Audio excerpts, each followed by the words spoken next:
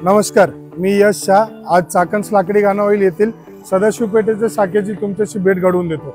या तर हे आपलं सदाशिव पेठेतलं स्टोर ज्या पद्धतीने आपल्या सर्वांना माहीतच आहे, 1977 साली शंकरशेठ रोड येथे चाकण ऑइल डेपो हे आमच्या वडिलांनी व आमच्या आजोबांनी सुरुवात केलेली परंपरा होती।